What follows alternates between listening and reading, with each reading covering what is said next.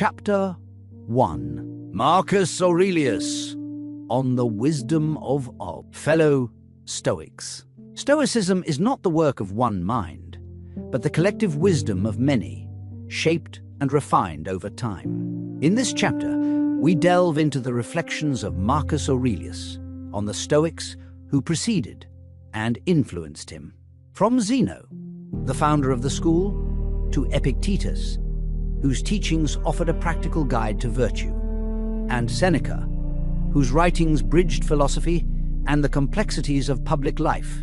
Each figure brought unique insights that enriched the philosophy.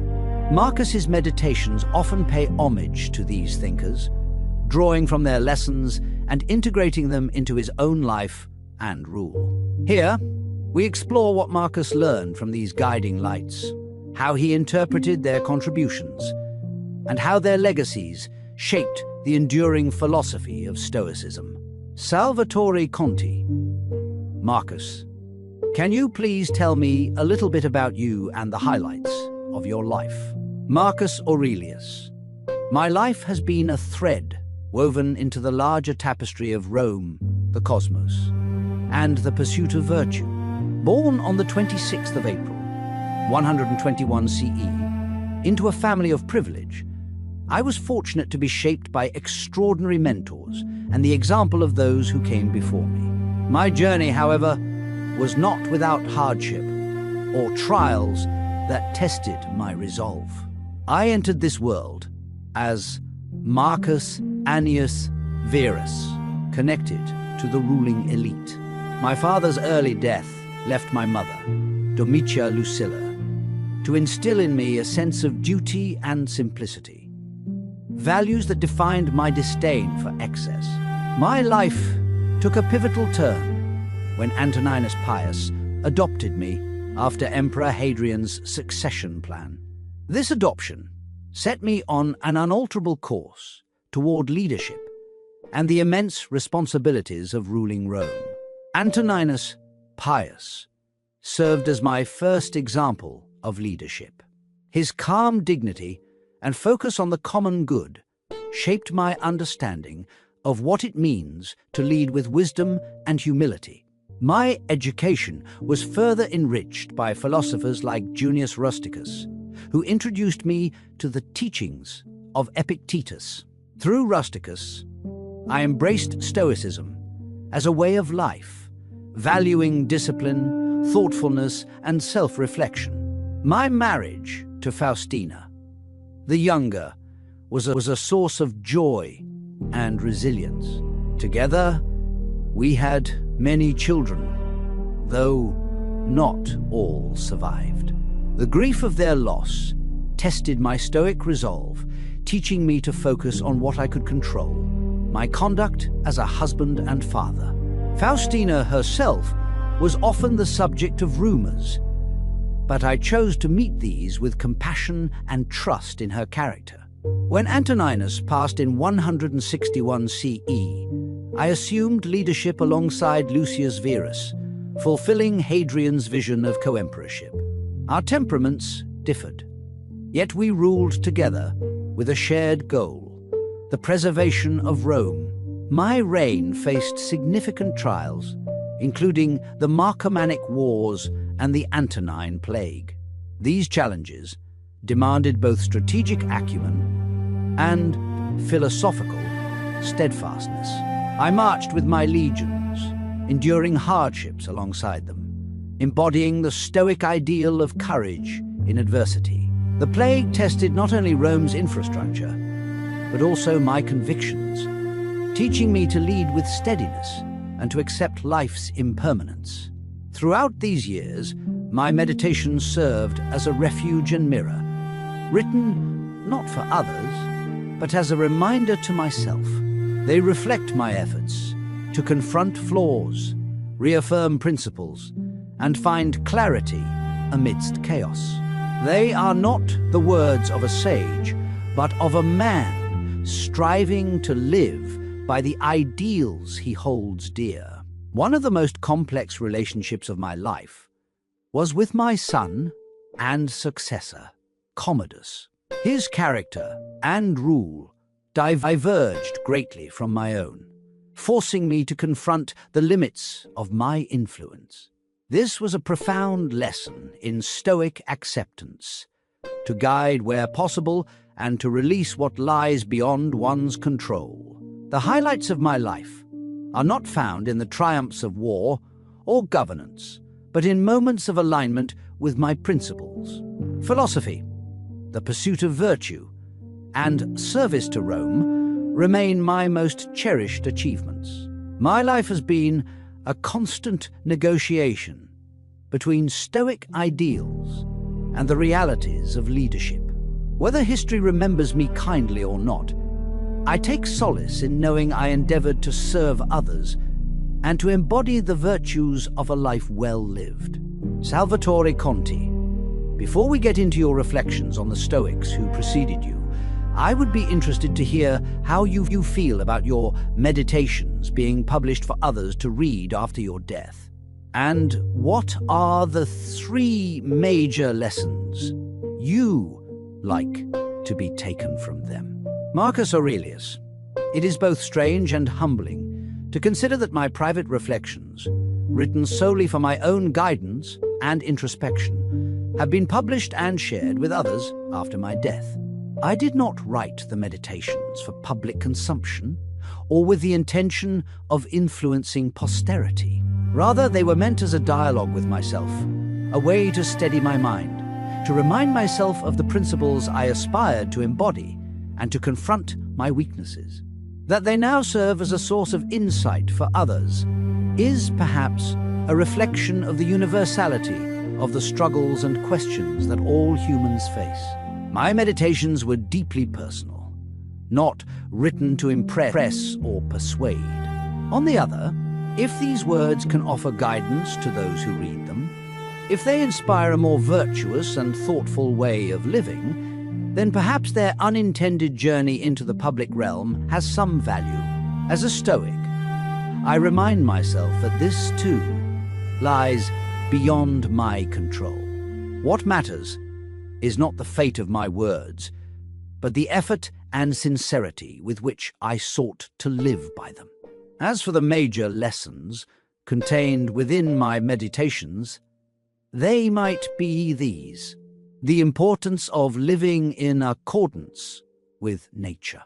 To live well, Stoics teach, is to harmonize with both the external world and the nature of reason and virtue within us. In meditations, I often reflect on aligning actions with the rational and moral order of the universe, accepting what lies beyond our control while fulfilling our roles with integrity. As I wrote, adapt yourself to the things with which your lot has been cast and love. Sincerely, the fellow creatures with whom destiny has ordained that you shall live. This lesson highlights our interconnectedness and the importance of acting in harmony with the world. The transience of life and the value of the present moment throughout the meditations, there is a recurring emphasis on the impermanence of all things. Life is brief, and the things we often obsess over, wealth, fame, pleasure, are fleeting. Reflecting on mortality, as I often did, is not meant to induce despair, but to sharpen our focus on what truly matters. You could leave life right now. Let that determine what you do and say and think, I reminded myself. This lesson calls us to live fully in the present, to approach each moment with mindfulness and purpose, knowing that time is our most precious and perishable resource. The pursuit of virtue, as the highest good at the heart of Stoicism, is the belief that virtue, wisdom, courage, justice, and self-control is the only true good. The meditations are a constant dialogue with myself, about striving to live virtuously, even in the face of challenges, temptations, and frustrations. If it is not right, do not do it. If it is not true, do not say it, I reminded myself often. This lesson encourages us to focus on what we can control, our actions and character, and to measure our success not by external outcomes, but by the integrity of our choices. In conclusion, my meditations were never intended as a guidebook for others. Yet they seem to resonate because they speak to the shared human condition. The lessons of living in harmony with nature, embracing the present moment, and striving for virtue are not uniquely mine. They are universal truths that anyone can reflect upon and apply. If my reflections help others navigate their own lives with greater clarity and resolve, then perhaps their unintended publication serves a purpose after all. But as always, what matters most is not how they are received, but how each of us chooses to live, here and now. Salvatore Conti. Which of the Stoics influenced you most, and why? Marcus Aurelius. Each Stoic has left an indelible mark on the philosophy that guided my life and governance. And choosing one as the most influential is no simple task. Yet, as I reflect honestly, 3 figures stand out: Epictetus, Seneca, and Zeno. Each, in their own way, shaped my understanding of Stoicism and provided insights that proved invaluable during my years as emperor. The teachings of Epictetus resonated with me deeply, perhaps because they were so grounded in practical wisdom. Although he lived as a slave and was later freed, his circumstances never defined his character or his philosophy. Instead, he embraced the core Stoic belief that what truly matters is not what happens to us, but how we respond. This lesson became a cornerstone of my own thought. Epictetus's discourses are filled with reminders of the distinction between what lies within our power and what does not. I often turned to this principle when faced with the burdens of ruling. An empire is vast, unpredictable, and filled with challenges beyond any one person's control.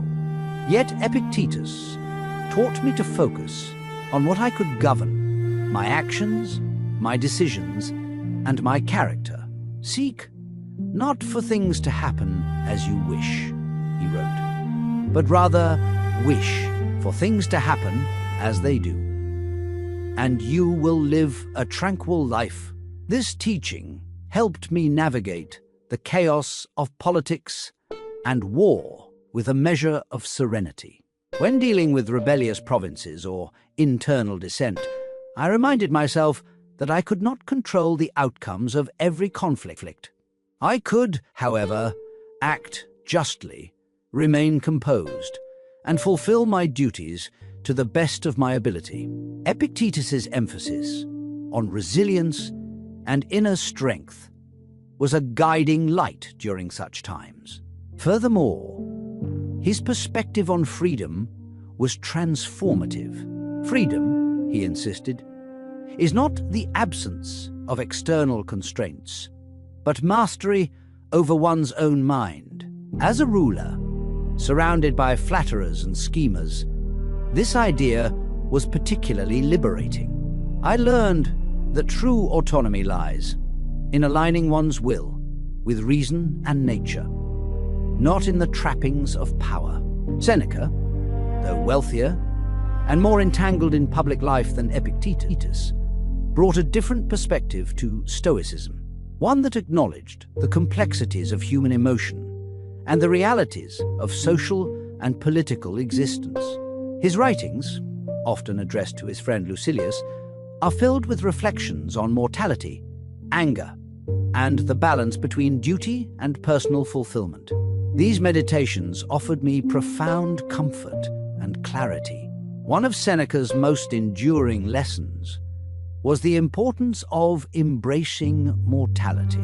Let us prepare our minds as if we'd come to the very end of life, he advised, letting go of everything. This idea shaped my own reflections on death and impermanence. I often reminded myself, you could leave life right now. Let that determine what you do and say and think. Seneca's approach to death was not more morbid but empowering. encouraging me to live each day with purpose and gratitude.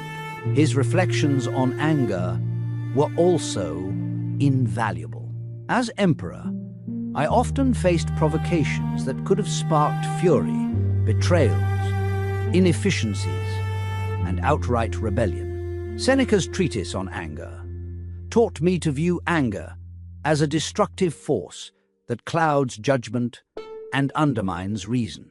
"No man becomes angry at another," he wrote, "but he is angered by the image of that man's action." By dissecting the roots of my frustrations and reframing them through a Stoic lens, I learned to respond with patience and understanding, rather than impulsive rage. Perhaps most striking was Seneca's acknowledgement of the tension between philosophical ideals and the realities of public life. He lived in the court of Nero, a tyrant, yet strove to maintain his integrity amidst corruption. This duality resonated with me as I navigated the demands of ruling Rome while remaining faithful to Stoic principles. Seneca's writings reminded me that even in imperfect circumstances, one can strive for virtue and make meaningful contributions to the world. Zeno of Citium, the founder of Stoicism, deserves recognition for laying the foundation upon which all subsequent Stoics built. Though his teachings came to me through the works of others, his vision of a life aligned with reason and nature shaped the very framework of my philosophy. Zeno emphasized the unity of humanity and the cosmos, a perspective that deeply influenced my sense of duty as emperor. He taught that we are all citizens of a universal city, bound by shared reason and interconnected destinies. This cosmopolitan ideal inspired me to see my role not merely as a ruler of Rome, but as a steward of a greater whole. The decisions I made, whether in matters of law, war, or governance, were guided by a sense of responsibility to humanity and nature itself. Zeno's insistence on virtue as the sole good provided a moral clarity that I sought to embody. Wealth, health, and power, he argued, are indifferent. They may be used well or poorly depending on one's character. This principle reminded me to prioritize justice and wisdom over the pursuit of personal gain or fleeting pleasures. It was a difficult standard to uphold, but it served as a constant North Star. While Epictetus, Seneca, and Zeno stand out, the truth is that Stoicism's strength lies in its collective wisdom. Each philosopher brought unique insights, and their teachings complemented one another. From Epictetus, I learned resilience and the primacy of internal freedom. From Seneca, I gained a deeper understanding of human emotion and the complexities of leadership. From Zeno, I inherited the grand vision of a life lived in harmony with nature and reason. Their combined influence shaped my approach to life, governance, and personal growth. As I wrote in my meditations, "Take from others what is best, and for the rest, forgive them." This approach allowed me to draw from the wisdom of these great thinkers, while acknowledging their humanity and imperfections. The enduring power of these Stoics lies in their practicality and universality. They did not preach unattainable ideals, but offered guidance for real, imperfect lives. Their teachings spoke to the slave, the statesman, the ruler, and the citizen alike, emphasizing that virtue is accessible to all who strive for it. Their wisdom helped me bear the weight of leadership and find tranquility amidst turmoil. For this, I remain eternally grateful. In the end, the question is not which Stoic influenced me most, but how their collective wisdom continues to guide all who seek to live with reason, courage, and integrity. Their legacy is not in their names, but in the lives they inspire. Salvatore Conti. How do you believe the differences between these Stoics enrich the overall philosophy of Stoicism? Marcus Aurelius. The differences between the great Stoics, Epictetus, Seneca, Zeno, and others, are not contradictions, but complementary threads that weave the rich tapestry of Stoic philosophy. These variations in thought, emphasis, and approach reflect the adaptability and universality of Stoicism, allowing it to resonate across different contexts and individuals.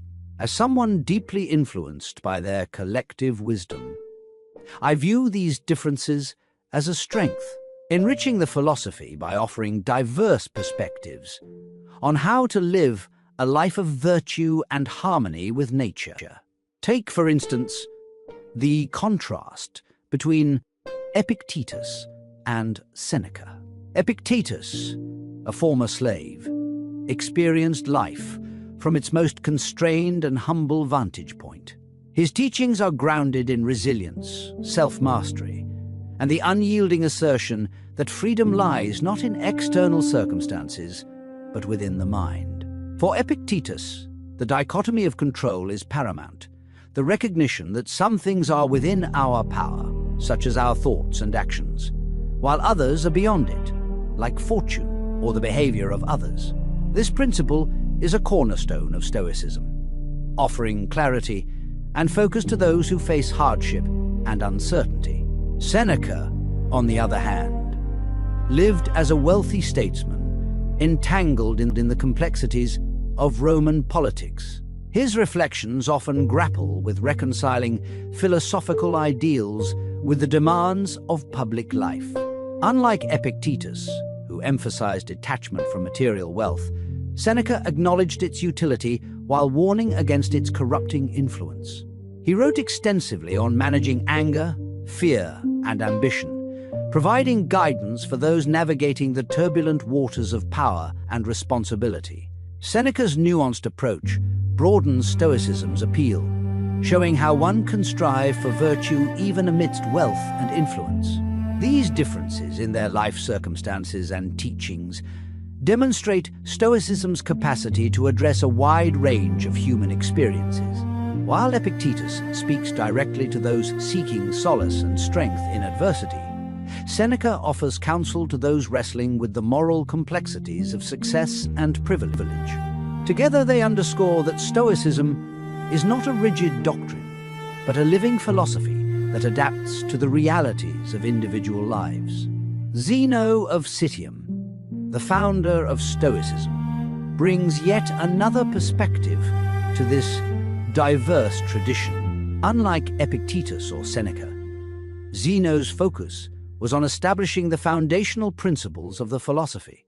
He emphasized living in harmony with nature and reason, proposing that virtue is the sole good and that everything else, wealth, health, pleasure, and even life itself, is indifferent.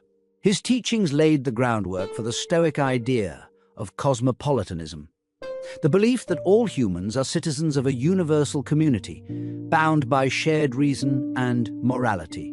Zeno's cosmopolitan vision is a unifying thread that connects the teachings of the later Stoics.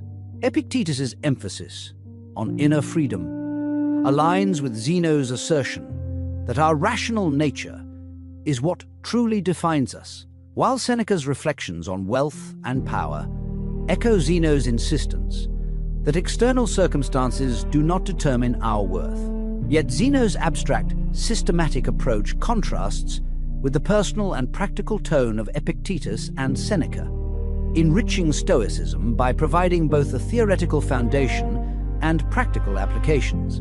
Even among the shared principles, the different Stoics often explore distinct aspects of the human condition, offering a multifaceted understanding of virtue and life's challenges. For example, where Epictetus focuses on resilience and discipline, Seneca delves into the emotional dimensions of Stoicism. His essays on anger, fear, and grief acknowledge the reality of human emotions while offering strategies to master them. Seneca's pragmatic approach balances Epictetus's stricter asceticism, showing that Stoicism accommodates both the rigor of self-discipline and the compassion of understanding our emotional nature. This diversity is further enriched by the contributions of other Stoics, such as Cleanthes and Chrysippus, who expanded on Zeno's ideas. Cleanthes, Zeno's successor, emphasized the unity of the cosmos and the importance of aligning human will with the divine order. His hymn to Zeus celebrates the harmony of the universe and the role of reason in navigating its challenges. Chrysippus, a later Stoic, provided intellectual rigor to the philosophy, developing its logical and ethical frameworks. His work ensured that Stoicism could withstand criticism and remain robust over centuries. The interplay between these differing perspectives fosters a richer understanding of Stoicism. Consider the principle of memento mori. Remember, you must die. For Epictetus, this serves as a reminder to focus on what truly matters and not to fear what is inevitable. For Seneca, it is an invitation to live each day with purpose and gratitude, appreciating the brevity of life. Zeno might interpret it as a call to align one's life with the natural order, embracing death as a necessary part of existence. Together, these interpretations deepen the philosophical significance of mortality, offering diverse ways to reflect on and embrace this universal truth. The differences between these Stoics also illustrate how their philosophy evolves to meet the needs of different times and audiences. Zeno's abstract teachings provided a foundation for the early Stoic school, while Epictetus and Seneca adapted these principles to address the personal and societal challenges of their eras. This adaptability ensures that Stoicism remains relevant and accessible, speaking to both the enslaved and the powerful, the philosopher and the layperson. For me, these variations in thought are not contradictions, but a testament to the philosophy's vitality. They reveal that Stoicism is not a one-size-fits-all doctrine, but a framework that encourages individuals to engage with its principles in ways that resonate with their unique circumstances. Whether one seeks strength in adversity, guidance in leadership, or clarity in life's purpose, the collective wisdom of the Stoics provides a wellspring of insight. The differences among the Stoics also encourage humility. They remind us that no single perspective encompasses the entirety of truth, and that wisdom is often found in the dialogue between contrasting viewpoints. As I wrote in my meditations, take from others what is best, and for the rest, forgive them. This approach allows us to learn from the strengths and limitations of each Stoic thinker, integrating their insights into a cohesive and personal understanding of the philosophy. In conclusion, the differences between the Stoics enrich the philosophy by offering a range of perspectives on how to live virtuously and harmoniously with nature.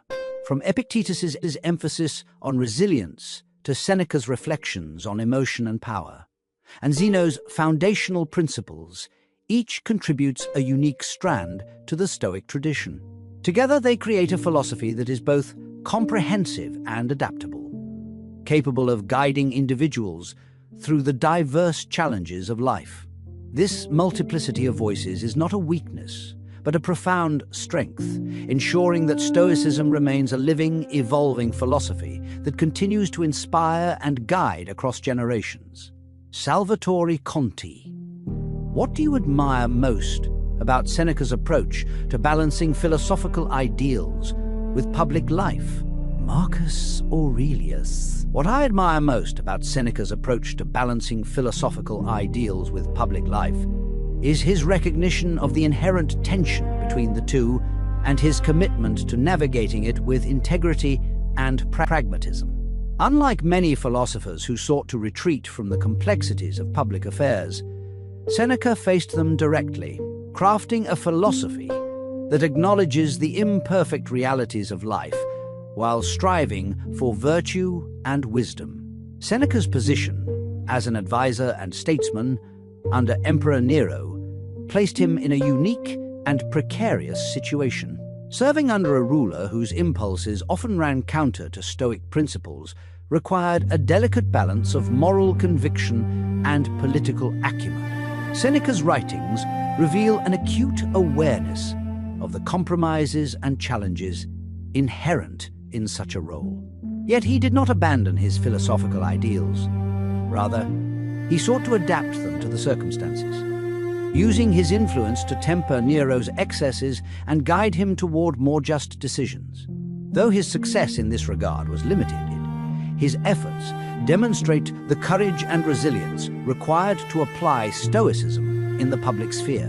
One of the most admirable aspects of Seneca's philosophy is his emphasis on the interconnectedness of human life and the necessity of engaging with society. He believed that true wisdom and virtue are not cultivated in isolation, but through meaningful contributions to the common good. In his letters and essays, Seneca often reflects on the importance of fulfilling one's duties to others, regardless of the difficulties involved.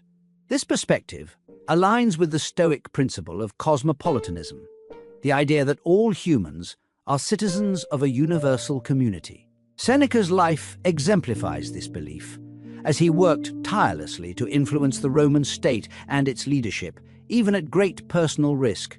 Seneca's writings also reveal a profound understanding of the human condition. Unlike some Stoics who emphasized a strict detachment from emotion, Seneca explored the complexities of anger, fear, and grief with empathy and depth.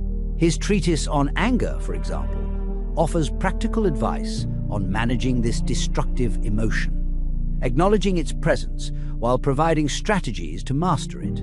This approach reflects his awareness that public life often brings provocation and conflict, and his philosophy provides tools to navigate these challenges without compromising one's principles. Another facet of Seneca's thought that I deeply admire is his emphasis on mortality and the brevity of life.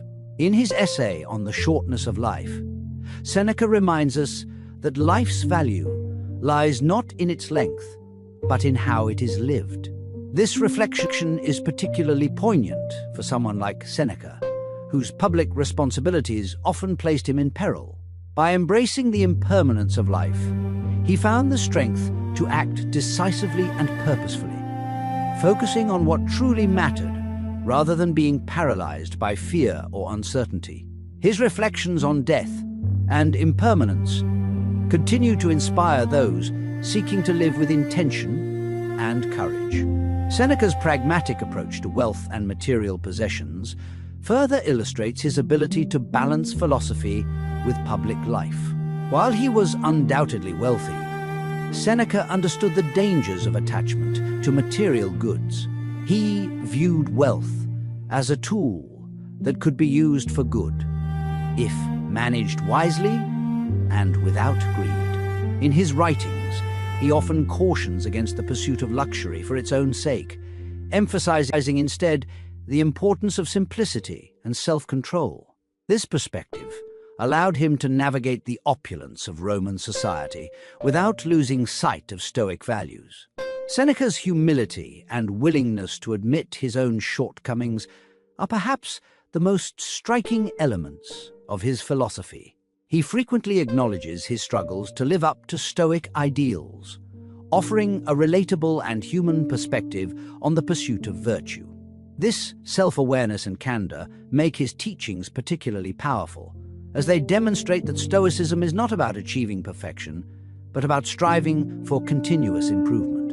Seneca's willingness to confront his own flaws serves as a reminder that even those in positions of power and influence must remain vigilant in their commitment to personal growth. Seneca's legacy as a philosopher and statesman underscores the enduring relevance of his approach to balancing philosophical ideals with public life. His writings provide a roadmap for those who seek to lead with integrity while navigating the complexities of human relationships and societal obligations. By engaging with the world, rather than retreating from it, Seneca demonstrated that philosophy is not merely an abstract discipline, but a practical guide to living well in all circumstances. In conclusion, what I admire most about Seneca's approach is his ability to remain steadfast in his philosophical convictions, while addressing the challenges of public life with wisdom and pragmatism. His reflections on duty, emotion, mortality, and wealth reveal a deep understanding of the human experience and provide timeless guidance for those who aspire to live virtuously in a complicated world. Seneca's life and teachings remind us that true philosophy is not an escape from reality, but a means of engaging with it in a way that brings meaning, purpose, and harmony.